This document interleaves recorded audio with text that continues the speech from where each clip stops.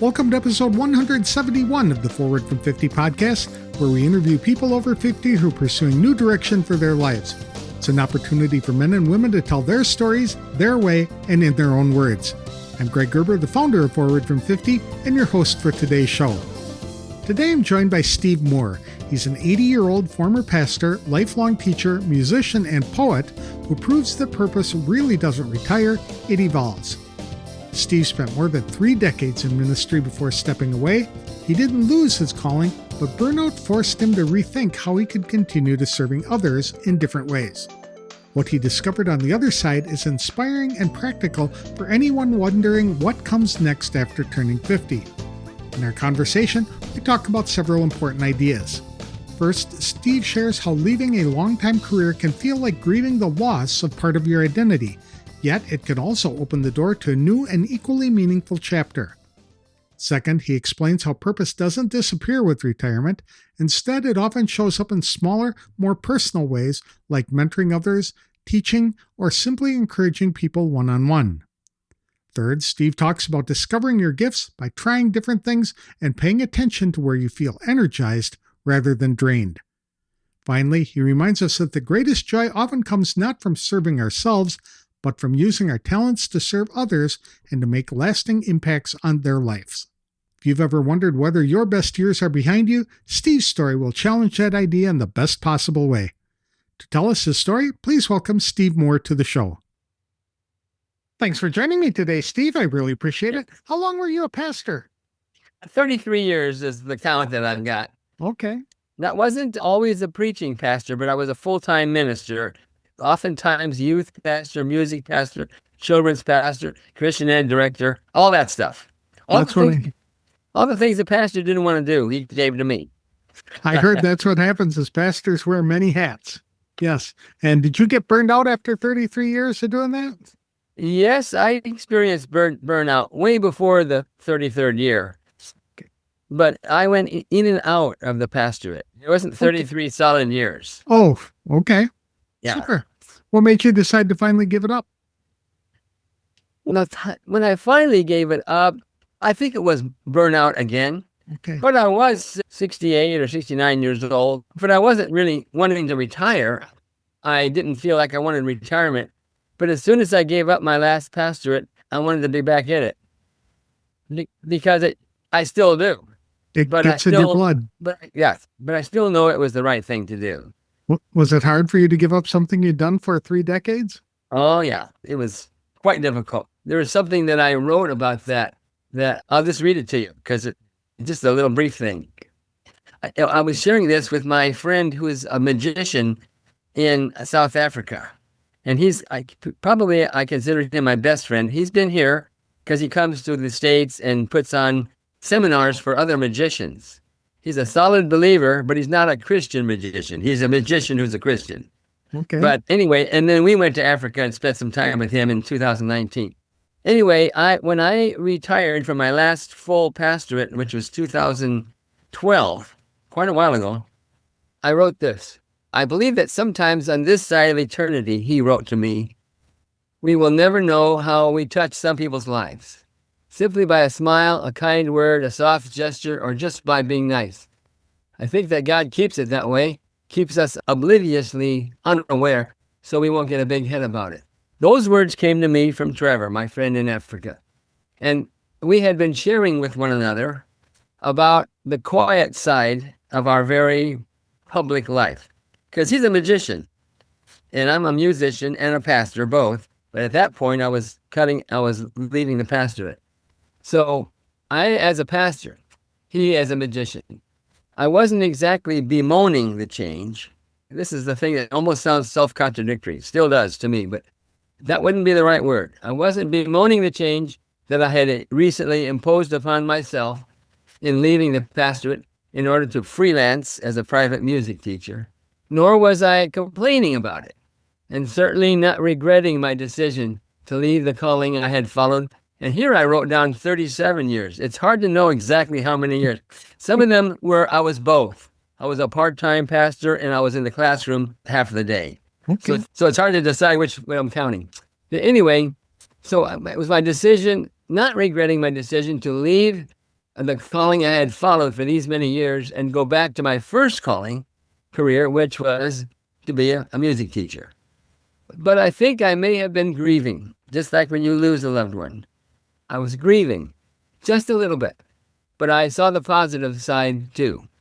And then, so that's the feeling that I had when I left my last full-time pastorate. I think that happens a lot, is that our identities are tied into what we've been doing for so long that when we give that up, it's like giving up part of ourselves and our identity. But Yeah, you were a music exactly. teacher as well. How long did you do that? I started off as a public school classroom teacher, not music, all subjects, elementary. My credential is in the area of kindergarten through ninth grade. I could teach, and so I taught fourth grade for a couple of years and seventh and eighth grade English for a couple of years, but I was always doing a lot with music on my own, and I wanted a music job. But even more than that, I wanted to live in the rural area. I didn't want to live in a city. So I found a really great little tiny country school in the gold country of California. It's right where the gold was discovered. In fact, it was called Gold Trail School. And that's where I taught fourth grade and then also. But I started a choir. It was an after-school choir, and the kids had to wait for the next bus to come. And so there was like 60 kids waiting around for the bus. I said, let's put them, it was just a study hall for them. And I said, oh, come on over to the auditorium and I'll get my guitar out and we'll sing. We kept that going. We called it the Gold Trail Harmoniers. 60 kids were in it. And this is a country school. That's cool. So we even made a record. A company came out from Sacramento and made I still have the record. So that's how I started in music. And then I found an actual music job in the public schools. Okay. I taught music full time. And was that also in elementary school, or did that? Yeah, it was also elementary. I'm not credentialed for high school. I taught Sunday school for fourth and fifth graders, and fourth graders were absolutely my favorite. They are gems. They are. Yeah. They're old enough to have great conversations with, and yes. they haven't got that sassy gene fully developed yet. Not quite.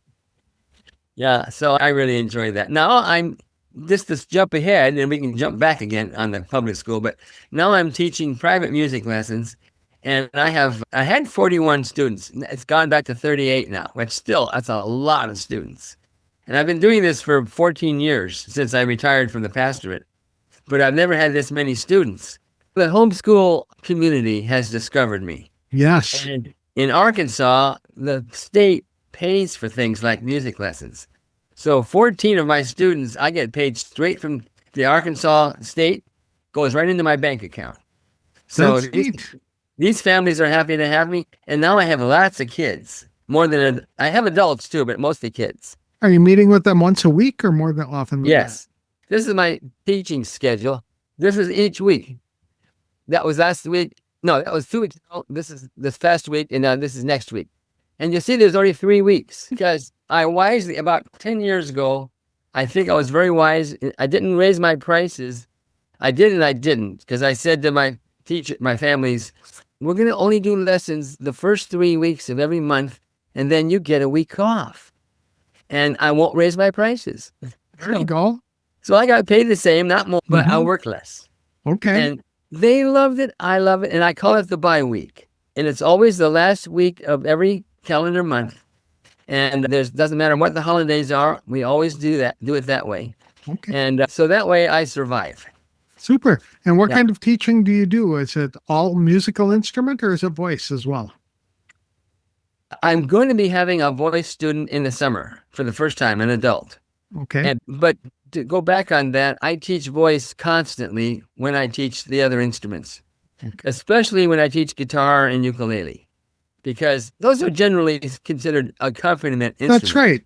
So who's going to do the melody if you don't? Well, maybe somebody in the room, but I don't have them depend on that. And some of them just can't sing at all. And voice is the very most difficult of all instruments to teach. I agree with that. You would never guess the second one, harmonica.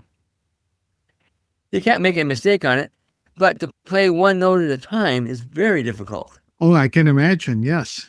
Or then to make harmony with yourself. Here's what my dad taught me. This is my first instrument I learned. He taught me Home Sweet Home.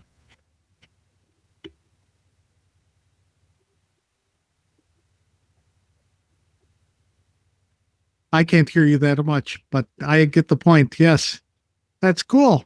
I've heard about ukuleles are an ideal instrument for young people to take up as well because it's hard to mess that up.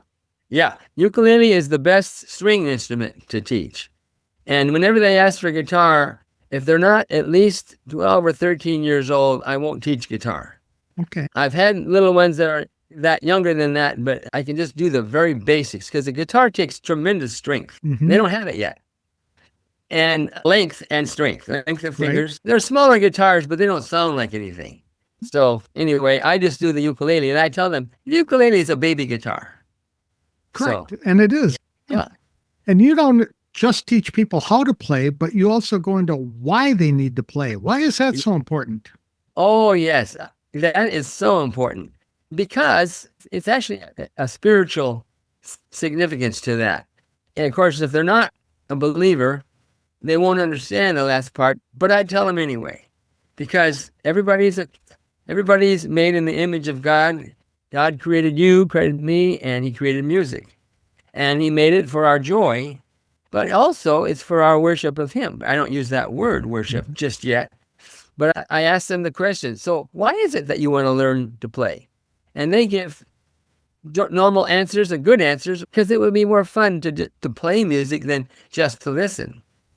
In fact, I put out a paper that I give to all potential students, and it's just called my policy manual. And on there it says, did you know, I think it's 8% of Americans are proficient on a musical instrument. 8%. That's it. Wow. There are many others that play. And maybe almost most can play something, like strum a chord on a guitar. I could play a radio. Yeah, that's the old joke. Yeah, I play the radio. But if they want to really learn, then it takes lots of concentration by yourself, and you have YouTube. But lessons are the best. So anyway, the first reason is I want to make my own music. Mama Cass used to sing, "Make your own kind of music." That's my theme song. Make your own music. It doesn't have to be professional like you hear on the radio. Just make your own. But I can teach you how to make it really sound pretty. But then, and this happened to me when I was taking piano lessons since I was 10, and I asked my mom when I was 13, can I have a guitar? My mom and dad. And Mom said, I'll get you one from the Sears catalog, but I'm not paying for lessons. And so she said, and you're going to continue piano. So I took piano lessons for 9 years in a row, same teacher, Mrs. Wilson. But I didn't take any guitar lessons, so I played the piano every day out of necessity. I liked it, but I played the guitar all day and all night. It just became one of my appendages. And the Kingston Trio were big then, and they became my teachers. I bought records and played along, tried to, and they didn't even know they were my teachers, but they were. So then I would just play for my own enjoyment in my bedroom. But then the youth group was singing songs, and I said, I got to learn some of those songs. And when I did, I brought my guitar to youth group. And the kids really appreciated it. And the lady who played the piano said, okay, Steve, you play the guitar, I won't play the piano. And that made me feel even better. It's still all about me, but at least I knew I was helping somebody else or blessing them in a sense. And then we went to Mexico. Karen and we were dating by then. I was 18, and we were 18, and we went to Mexico, and I scared to death, but I took my guitar. And we prepared a bunch of songs in Spanish and played all chords. And that's when I really realized this is not even for others. It's certainly not for myself. God is being blessed by this. And so that's the real reason, the best reason. I think about that movie and that book. I saw the movie and I read the book, Chariots of Fire. And Eric Liddell was the Olympic runner from England, and he wouldn't run on a Sunday. But part of his testimony was, when I run, I feel his pleasure. And that's what it is when you play a musical instrument. When you can play, you feel God's pleasure. I think that's what happens when you are utilizing whatever gift God gives you. Exactly. To his advantage. And it doesn't have to be music. That just happens to be mine. Exactly. There's something that we've all got that we're very good at, that we enjoy doing. And for us, it's not work, and it's glorifying God in the process. And that's the question I was going to ask. Does purpose always involve serving others? If you were to say you're going to have a purpose in life, is it always or usually involves serving others in some way? That's a good question. It's hard to answer. I think so. Not always, but it's always God. But it may not be always others. Okay. And sometimes I have to take care of myself. And there's no others in the room. I just have to take care of myself. But God's telling me to do that, if he is. Through music? Yeah, it might be through music or anything. Going back to a moment when you said it doesn't have to be music, I'm thinking about that Bible verse. Whatever you do, whether you eat or drink, whether you play guitar or paint pictures, do all for the glory of God. So that's what I was saying. It doesn't matter. It doesn't have to always be for the pleasure of other people. Okay.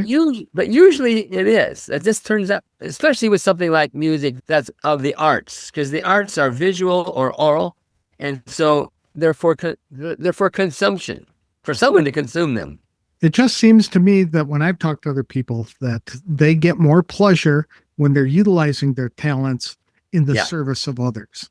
And I use, for example, people who like to garden. Having a garden is beautiful, and many people have that for themselves. Yeah. But those who raise beautiful flowers and then give them to other people just magnify the joy in their life. Flowers or vegetables. Exactly. When I was a pastor of very poor churches, I didn't get a very big salary. I got paid in vegetables sometimes and fruit. No, I got my paycheck too. But it was nice that people share their garden with you. Sure. You know that old saying, find a job you love and you don't have to work a day in your life. That's right. This has been my problem, and the process of my life is, what is the job that I can say that about? And it turned out to be, I knew it was going to be teaching. I teach from the pulpit.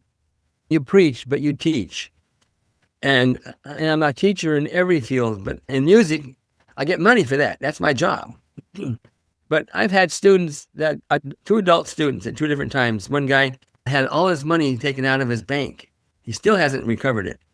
Just illegally, somebody stole his money. He says, Steve, I can't pay you. And I says, come anyway. He says, well, I can't pay you. I says, it's not about the money, Patrick. It's about you and me. We have a friendship.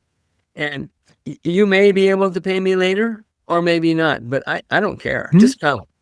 He did for about a month or two, about 4 or 5 lessons. And then he showed up. He says, I can't give you the full amount, but here's some of it. And I said, well, I don't insist on that. Are you sure? He says, no, take it. No. It was beautiful. And so that was proof that that's not just a job for me, not just money making. It's about ministering to the hearts of my students. And this is one of the things that my friend in Africa told me when I was grieving about not pastoring anymore, even though it was my own fault. It was my choice. But he said, Steve, you can still be a pastor from the other side of the pulpit. And that's a good point. Now. I am now with now it's 38 students. Every week they come, and it isn't just the students. Very often I invite the parents to sit in on the lesson. Some don't. I like it when they do. And then they can follow up on this child and help them practice better. But more than that, we talk about life. And the parents know I'm not evangelizing their child against their wishes.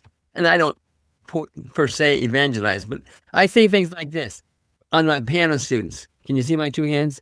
God made us like this, not like this. So when we're like this, everything is opposite. When you're doing scales, everything is opposite. That takes tremendous brain power to figure that out. God gave you a good brain to do it. So I just say, God's your maker. He knows what he's doing. And that was a tiny little witness. Right. That's all it takes sometimes. It's a seed. Yeah. You're planting seeds. Planting seeds. When did you take up writing and poetry then? Oh, yeah, that's a good question. I wrote the poem that I still have that I wrote first was in high school. And so I somehow still had it. My mom saved it or something. And it was called Ambition. But I didn't take up as a vocation until, let's see, what year was it? I'll give you the year because it's in my poetry. This is my poetry book that I published. And it's a big book, 500 pages. And I started in 2004. So there's your answer. Okay. 22 years ago.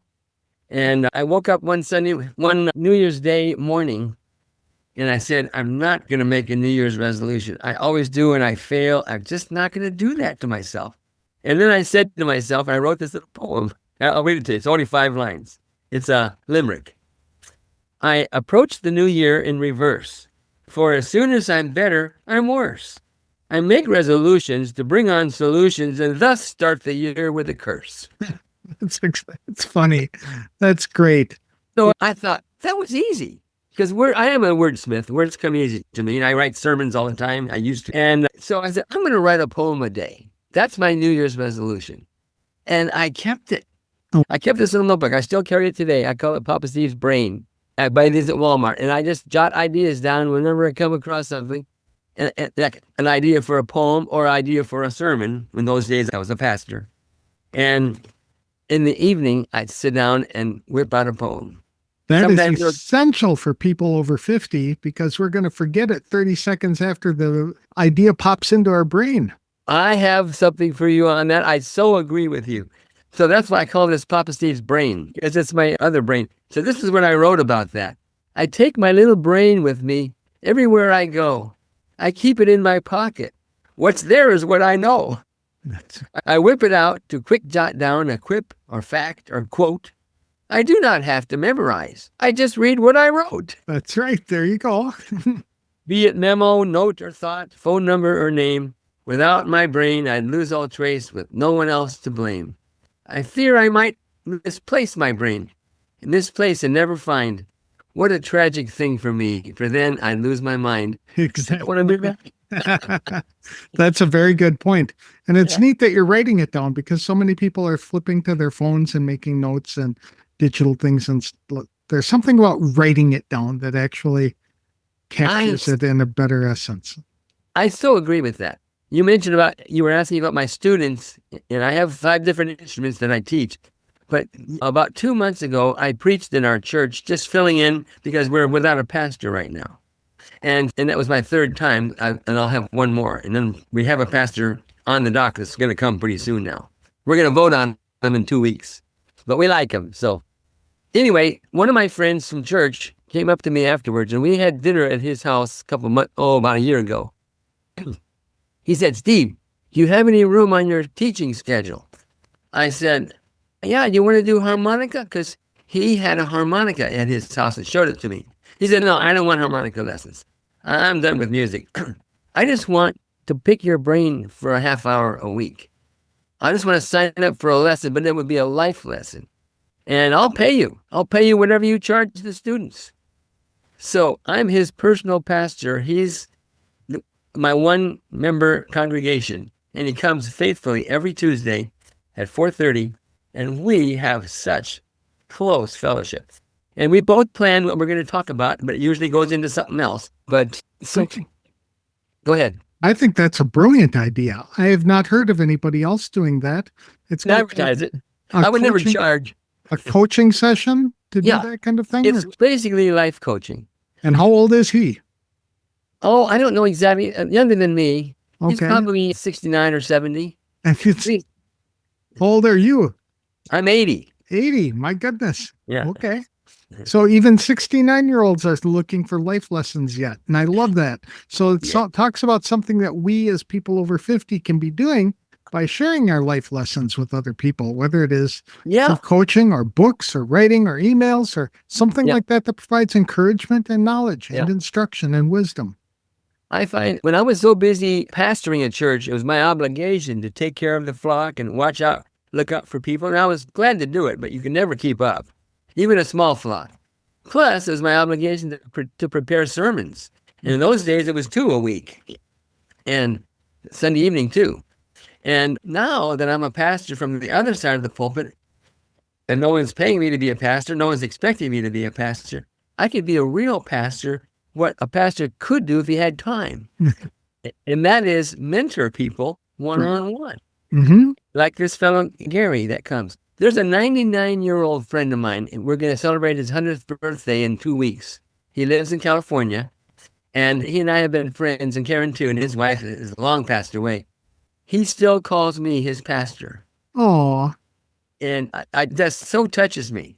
I know that I have a pastor's heart, and people turn to me, And I'm not looking for that, but if they do, then I know I'm still fulfilling that calling. Because sometimes I have regrets. We're going to talk about, should I ever have left teaching and gone into the pastorate? Maybe that was a mistake.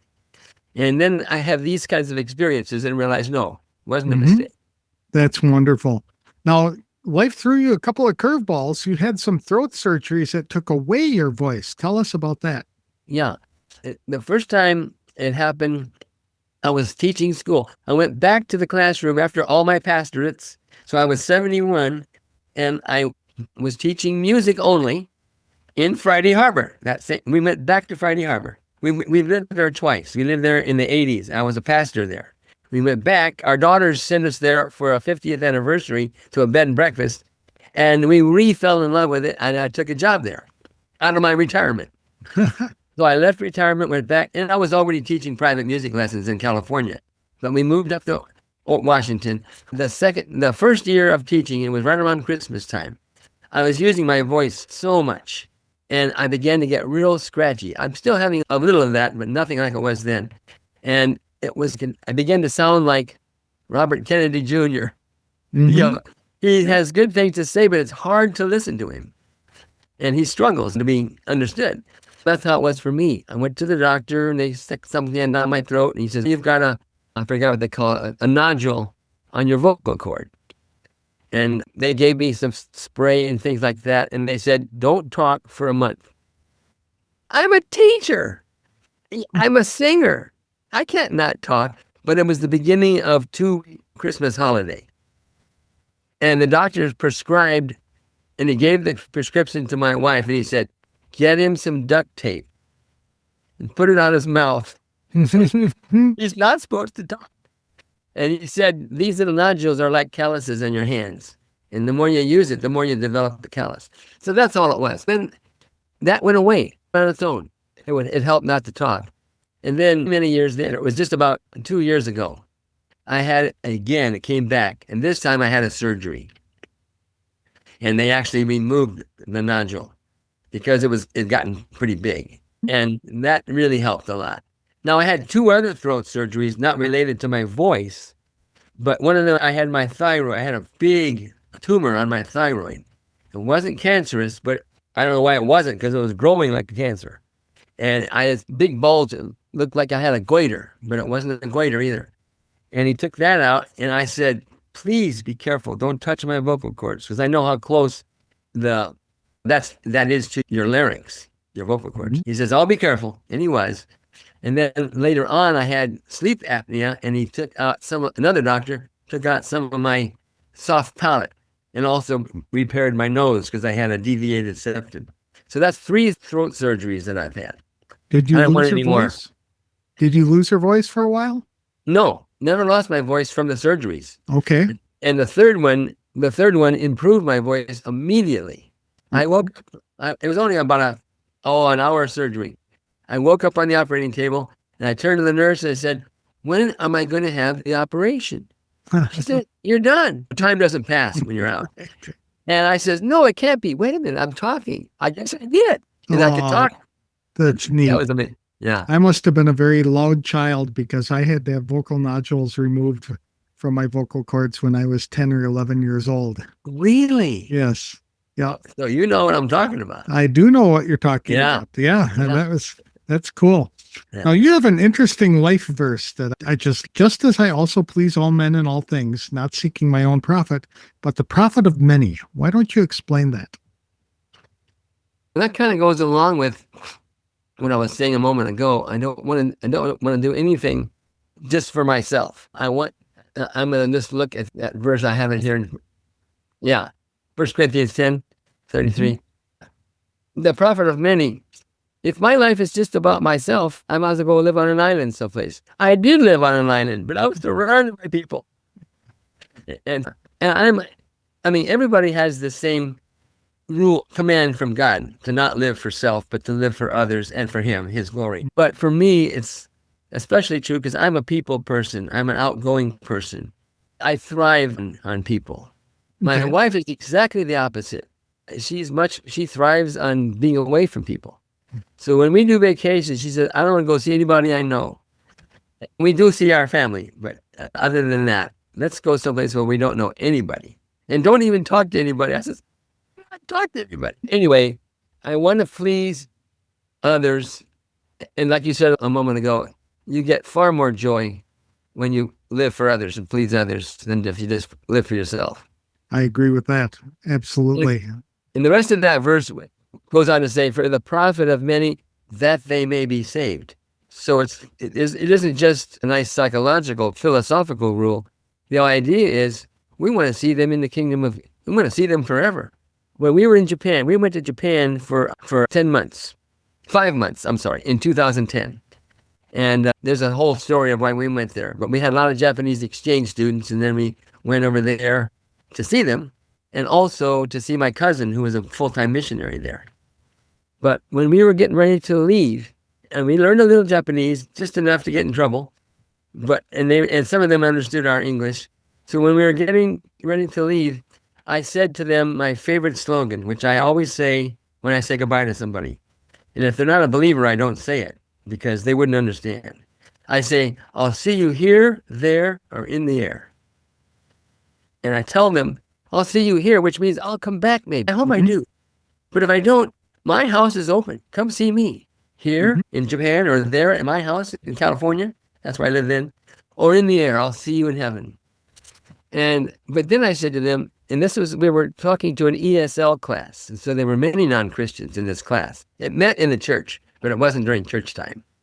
And I said, if you accept Jesus as your Savior, like we've been talking about, we will see each other again. And so anyway, that's the profit of many, that they will be saved and be in the kingdom forever. Okay. You had mentioned in talking to me before this started in our email conversations, the importance of supernatural gifts. What are yours, out of curiosity? Yes, I believe there's a list of 7 gifts in Romans. And I like that list. And there's also other lists in Corinthians and in Ephesians and in 1 Peter. But I preached on this extensively. But in Romans, there's a list of 7 that I believe are the motivational gifts. And mine, I believe, is exhortation. And another word for it, a simpler word, is encouragement. Okay. Yeah. And who couldn't use more of that today? I know. I keep thinking that's the best gift, but everybody's gift, they say that's the best gift. And they should say that because God wants them to use it as if it was their best gift. We can talk about that in a minute. Go ahead. No matter what your spiritual gift is, you can use, but it's like a pair of colored glasses. Everything you look at looks like exhortation. Mm-hmm. Every time I see somebody or talk to somebody, I say, let's talk about that for a little bit. What is on your mind? What's bothering you? It's not like a counseling session, but I'm right away getting inside their life and trying to help them get through whatever they're struggling with. And so that's my gift, is exhortation. How can people find theirs? Okay, probably the best way is just do anything you're asked to do. Like in church, for example. There's a need in the nursery. Someone has to do the sound. We need greeters. Who will teach a 4th grade boys Sunday school class? Just volunteer and say, I'll do it for a month. Put me on trial. I'm not going to sign my life away. And a person should never make you do that. And that churches do that, and that's wrong. And then you try it out. You find out, because I did that. My dad was a Sunday school superintendent, and he roped me into teaching boys Sunday school class. And I already knew I wanted to be a teacher, but that was my first teaching job. I was about 16. So these boys are like 8 or 9, 10, not much younger than me. I loved it. So that told me, so that's one of the gifts as well, is teaching. But I don't think that's my primary gift, even though that's my job, is teaching. But I use teaching to encourage. Okay. That's and good. even if I don't teach them a lick of music, if I've encouraged them, I've done my job with my gift. That's excellent. That's a great idea, too, to try different things out at churches, especially to find out where you fit in, because there will be something that this feels like home to me. Yeah. Yeah, exactly. And I have a principle that I got from Bill Gothard. Remember Bill Gothard? And this is such a good principle of life. When you are operating in the area of your giftedness, and you have to find out what that is, but you'll find out by this principle. when you are operating in the area of your giftedness, you'll find that you have a maximum amount of effectiveness and a minimum amount of weariness. That's And good. when you're not operating in your area of giftedness, it's just the opposite. You have a maximum amount of weariness and a minimum amount of effectiveness. So get out of that. That's right. It's not that I can't do anything. You can do something, just not. That's an excellent point. I've taken a number of spiritual gifts inventories over my Christian life. Right. And I have been off the charts in prophecy, and nobody knows what to do with that. And it's just interesting to see how all of that's developed in my life, becoming a journalist and digging in there and being a bold communicator. That's what I finally settled on as a prophet. Prophecy allows you to be a bold communicator. And Yes. it's just, like you said, it feels good. It just invigorates me and things like that. Yeah. Working in the sound booth or something like that at church. Oh my goodness. And it just, the minutes would drag on forever. Yeah. Yeah. Super. You had mentioned that your heart print, that everybody has a heart print, and they are very much like a fingerprint in identifying us. Talk about that. Yeah, I made a little poem about that. Yeah, here it is. I won't read it, but the idea, I got the idea from a devotional that I wrote. In the devotional, used the word heart prints. And so then I thought, gee, that's what we leave behind. And in the beginning of it, it says, every person is like a pebble, and the world around you is a pond, and the ripple effect will make a connect nearby and far beyond.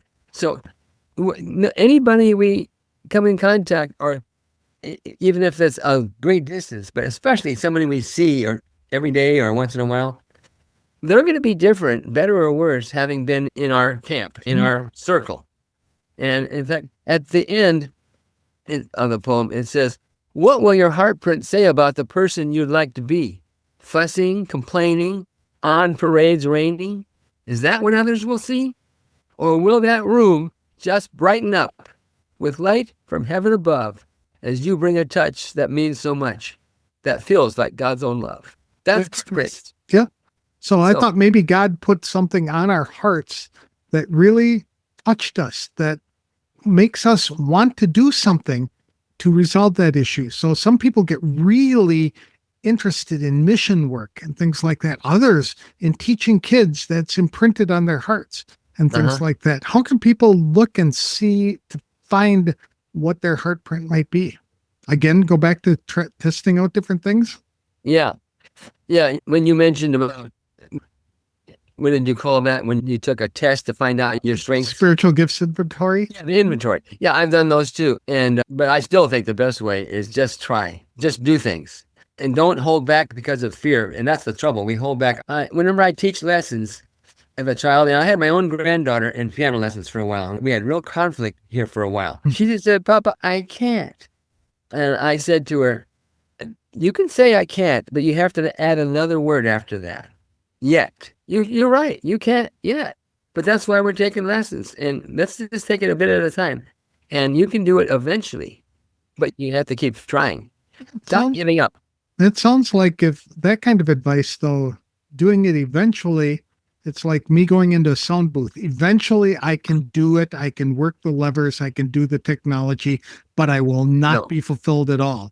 Sounds like your granddaughter might have been fulfilled doing voice or something else. No, you have to take both of those concepts and balance each other with them. She was a tremendous piano player. Okay. Hers was, and she turned out to be a tremendous piano player. Better than me. Because she went on to take other lessons and also voice lessons. And now she sings and plays piano on her church praise team. I'm so proud of her. Oh, that's neat. But she started off, it was an attitude issue. It was a maturity issue. Okay. It wasn't a skill issue or a gifting issue. No question there. They'd rather be out playing or watching TV than doing the scales. Yes, I understand how that all works out. You have an interesting, what would you call it, verse that you have in your bathroom to remind you of what to do today. Tell us what that is and how it impacts you. It's right here. And read it for people who are listening to it. Oh, yeah, I will. I came across it in a devotional somewhere. My wife typed it up for me. It says this: fill up the hours with what will last. Buy up the moments as they come and go. The life above when this one is past, is the ripe fruit of the life below. What does that mean to you? Oh, it's so convicting to me. Because even though I'm very busy, I still fill up the hours with a lot of wasted stuff. Now, there's such a thing as downtime. We all need that. And God knows we need that. We're not always producing. But you can do downtime that's really fulfilling to you and giving you true rest. For example, but not just wasting time watching TV or something like that. Exactly. Yeah. I have a little slogan that I live by, in that I have many, but it says, when your body is tired, exercise your mind. When your mind is tired, exercise your body. That's cool. Don't take a nap. If your body's tired, you can take a nap. Naps are good, but just take a power nap, 15 minutes, and set your timer. But other than that, get your sleepy in at night. Get good sleep at night, but just switch. My youngest daughter, I shared this with her, because she gets depressed real easy. And we tell Heidi, and she's very talented, but I said, Heidi, just do the next thing. Do something else. Don't just quit doing. Don't give up on it. And that's what I did as a school teacher. When I was a school teacher, the last 2 years that I taught school was music. And I had these lively kindergartners. I taught kindergarten through 6th grade. And the whole class would come into my room. And some of them would be paying attention, but many of them not. And instead of reprimanding them, you're always reprimanding as a teacher, but you don't want to. I don't like myself when I'm a grouch. Right. Instead of reprimanding them, I say, okay, enough of that. Let's do something else. And about every 5 minutes. And so when I planned my lessons, I would plan like 10 things to do in 40 minutes. Okay. So I knew what I was going to do next. That's a life lesson. Mm-hmm. Just do something else. In fact, set a timer. I think it's a good idea to say, I have to write this sermon. I don't want to write this sermon. I'm going to write sermon for 20 minutes and then I'm done. The sermon won't be done, but I'm done. And when I go for 20 minutes, I can do something else. I have permission to do something else. That's a good way to look at it. However, when I told myself to go 20 minutes, I usually go more because now I'm into it. That's right. The inspiration, the faucet opened up and it came in. Yep. That's right. And that's the same thing I do with my students. I require 20 minutes practice a day, and they set a timer. And they either come back with hardly any practice because they're not disciplined, and I drop them if they keep going that way, or they do an hour because they couldn't quit. They were having so much fun. Aww. So I know it works. If you could turn the clock back, is there anything you'd do differently? Oh, here you go. I knew that was coming. So I think I would not leave I've had many pastoral positions. I would not leave when I got discouraged so quickly. Okay. Some of them I did need to go. I was just done. And I'm a starter, an inspirer, and get things going. And I regret this, that I'm not always a finisher. It's just a weakness of my personality. So instead of staying and helping them finish the projects I started, I was discouraged because they weren't doing it, or something came up, and I would leave. I regret that. But the bigger regret I don't really have. The bigger regret was, because Karen says to me, see, what happens if you had never been called? Because she doesn't doubt my call to be a pastor. But let's say that God didn't call you, you'd still be a school teacher, and by 65, you'd have been retired with a good retirement. We're struggling now. I'm teaching music because I have to do something. We don't have a good retirement because I opted out of Social Security with bad advice from my pastor to do an IRA instead. And the IRA goes up and down with the stock market, and I've had to live on it for a while, not live on it entirely, but it's just about gone. And I have a very small Social Security. So I'm not complaining. I'm just saying that that's what happened in our pastoral life. Okay. So it ended up so I wish I wish we could have just been in a school teacher. Look at all the school teachers were your friends. They're retired and going to the Bahamas, and you're still working. She doesn't say that to make me feel bad, but I do feel bad about that. But God did call me. Right. And I can't deny that. So the other regret is, I wished I had just stayed in one church and take all the knocks and just stayed. I think that's Yeah. a problem all of us face is we get Yeah. to a point where we're just super frustrated at the moment and we say, I'm done. And Yeah. we lose interest in doing it. It's also a Yeah. game Satan plays with our mind, right? Yeah. To convince us to leave the area Yeah. where we're having the most impact for Yeah. the kingdom. And Yeah. so I can see your point. How long do you think people would need to wait and endure that before they really see it as a sign of God that it's time to go do something else? Well, no, enough of that. Let's go do something else. Yeah. How maybe it wouldn't be so much amount of time, but it would survive the current issue. Okay. Don't let the current issue take you out. And then if there's another and then another and you keep surviving and then they keep doing, that could be a good sign that it's time. And that was what happened in some cases. But in other cases, I don't know if it had been okay. In fact, one of them, my best pastorate was in a little tiny town in California, up in the mountains, and North Fork it was called. Closest town was Fresno, way up in the mountains though. And the people, it was a lot of troubled people there, drugs and different things, and all kinds of doctrinal issues. I had some strong that accused me of not being a Christian because I didn't take their side. And I was just weary from all of this. But I kept on pastoring. It was 6 years. That's not very long. But after 6 years, I thought, I just can't do it anymore. Right. One of the guys he wasn't the Calvinist one, but he was always criticizing, a single man. And he loved the Lord. We were friends, but anyway, years later, I came back and visited the church. And he said, Pastor Steve, I wish you'd never left. You're the best pastor I ever had. Oh, Why didn't you say that then? exactly. But he had perspective, see? Yep. He had perspective. And so that's what I would tell somebody. You have to wait. And you don't see the picture, even the way other people see it, and certainly not the way God sees it. Mm-hmm. So wait for perspective because you're blind to what's really happening. Okay. So don't leave now. Don't quit. It's always too soon to quit. I wrote a poem about that too. Even though I didn't take my own advice, I still say it's good advice. Don't quit. You can leave, but don't quit. That's different. Good point. Do you have any advice for people who are wondering what to do to give their lives more meaning and purpose? Yeah, they should talk to other people that mean a lot to them, like their own wife or husband, a heart friend, and talk it out and say, who do you see me as being? Because I see me, but I have blind spots. Right. And you have blind spots too, but you can see my blind spots. So please be honest. Who do you see that I am? And should I change? Should I do something different? Or should I just keep doing what I'm doing and try to do it better? And how can I do it better? Maybe you can see how I'm blowing it and I don't even know it. It's kind of like a pastor in the pulpit and his fly is down or something very embarrassing and no one says anything. That's why we have wives. Sitting in the front row and they say, no, what you meant to say was, Steve, oh yeah, I meant to say. But we really need each other. And yet we can do just the opposite. It's just me and God all the way. I'll just talk to God about it. But we don't talk to people. God talks to us through people, good people.